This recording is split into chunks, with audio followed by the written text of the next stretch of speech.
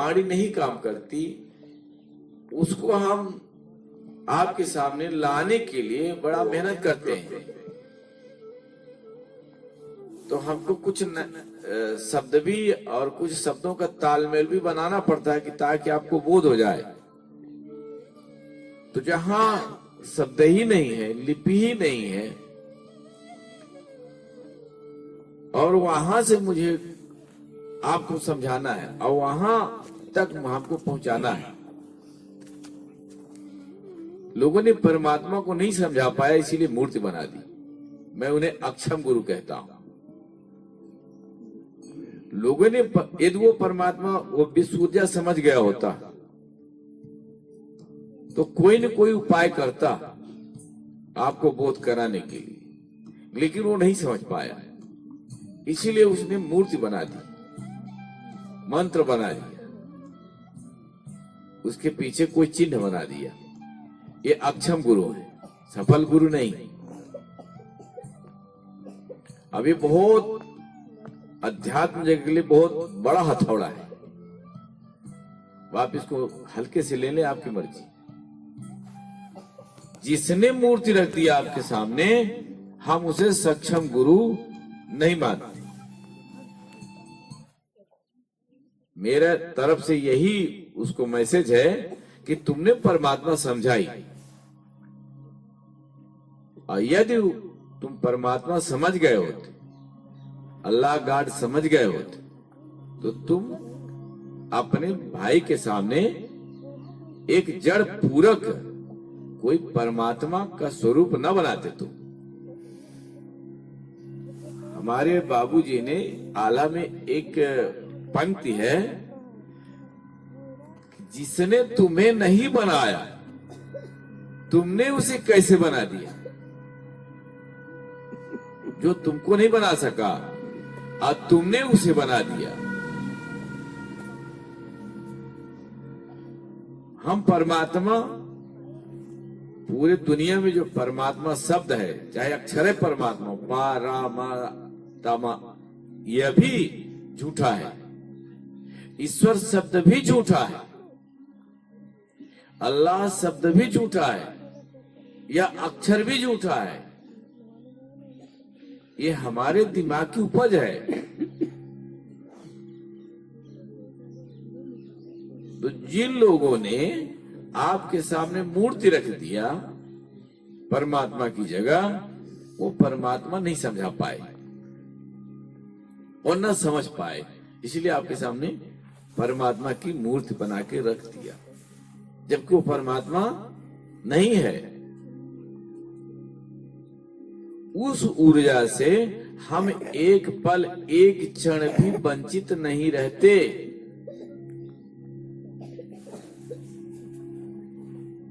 उस ऊर्जा को ढूंढने के लिए हमें मंदिर, मस्जिद, गुफा, कंदरा, गुरु, ग्रंथ के पास जाने की जरूरत कभी भी नहीं होती। हमारे अंदर बाहर वह तरंग हर पल लहरा रही है। जैसे आपको नाक से सांस ले जाने के लिए उद्यम नहीं करना पड़ रहा है, स्वमेव जा रही है, निकल रही है, आ रही है, जा रही है।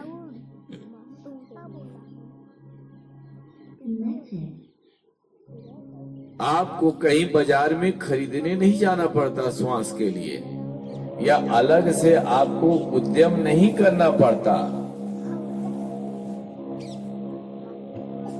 अलग से उद्यम आपको नहीं करना पड़ता। करना पड़ता है क्या?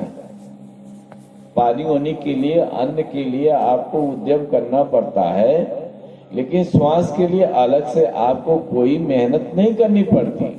स्वमेव आती है और जाती है। उसी प्रकार से जिसे आप अल्लाह, गॉड, परमात्मा नाम से जानना चाहते हैं, वो नाम वाला है ही नहीं, उसका नाम है ही नहीं, उसका नाम हो भी नहीं सकता। उसका नाम रखेंगे कैसे? कौन रखेगा? यदि उसका आप नाम रख देंगे तो वो बहुत छोटा बहुत छोटा बहुत छोटा बहुत छोटा, इतना छोटा हो जाता है कि नाम में सीमित हो जाता है। अल्लाह वो नाम में सीमित हो गया, अल्लाह में सीमित हो गया, बहुत छोटा हो जाता है। वो इतना व्यापक है कि उसे अक्षर में बांधा नहीं जा सकता और बांध के बताया भी नहीं जा सकता। लेकिन हमारे जैसे पागल कोशिश करते हैं कि आपको बिना मूर्ति, बिना मंत्र, बिना माला, बिना मान्यता का आपको बोध करा दें। तो उस अदृश्य दुनिया में आप जानना चाहते हैं, समझना चाहते हैं, पहुंचना चाहते हैं, तो लगता आपको है कैसे पहुंचूंगा। जैसे आपका ध्यान मेरी तरफ आता है, साहब जी हिमालय गए थे और साहब जी को वहाँ ये मिले थे, वो मिले थे, तो साहब जी गए, पहुंच गए, हम कैसे पहुंच पाएंगे, हम कहाँ जा पाएंगे। साहब जी पूर्व जन्म में ये थे वो थे, तो ये भी तो साहब जी बताए हैं, पूर्व जन्म में 7 बार मैं हाथी था, ये भी तो बताए हैं आप। पूर्व जन्म में घोड़ा भी था, ये भी तो बताए आप। पूर्व जन्म में कुत्ता भी था, सबसे ज्यादा कुत्ता ही हुआ। पूर्व जन्म में भैंसा भी था, ये भी तो बताया। पूर्व जन्म में जंगली सियार भी था, ये भी तो बताया। तब कैसे हमारे जन्म में आप लट्टू बने घूम रहे हैं। पूर्व जन्म से कुछ नहीं होता कि किसी जन्म में हम राजा रहे थे, किसी जन्म में चोर रहे, तो किसी वैश्यालय में एक जन्म तो पूरा वैश्यालय में डेरा डाले पड़ा रहा, उसी में उतना ही हमारी दुनिया थी। कभी जाइए, पीछे जाते नहीं आप, न ढंग से स्वाध्याय करते और न ढंग से समझने की कोशिश करते। यदि आप हमारे पूर्व जन्म का केवल नाम पर नहीं है, उसमें उसकी गतिविधियां भी है वहां, तो यदि आप अध्ययन करके आते तो उतना ही पर्याप्त था आपको। इतने ही बहुत है आपको समझने के लिए, आगे कुछ समझने की जरूरत नहीं है। इसलिए हमने कुछ भी नहीं छिपाया है। तो ऐसा नहीं है, वह सबके साथ चीज है और सबके साथ बंधा हुआ है। उससे किसी से न राग है न किसी से द्वेष है। सूर्य जैसे उदय होता है तो पूजा करने वाले के पास भी और गाली देने के पास भी और कोठरी में घुसे रहने वाले के पास भी और जेल में रहने वाले के पास भी, सबके पास वो दस्तक देके रहता है। किसी से उसे राग द्वेष नहीं है। सूर्य के तेज से, उसी के प्रकाश में आप चोरी कर लो, उसी के प्रकाश में आप नेकी कर लो, बदी कर लो, जो आपके समझ में आए उसको कर लो, उससे से कोई फर्क नहीं पड़ रहा है। उसका स्वभाव है, अपने स्वभाव में वो चल रहा है।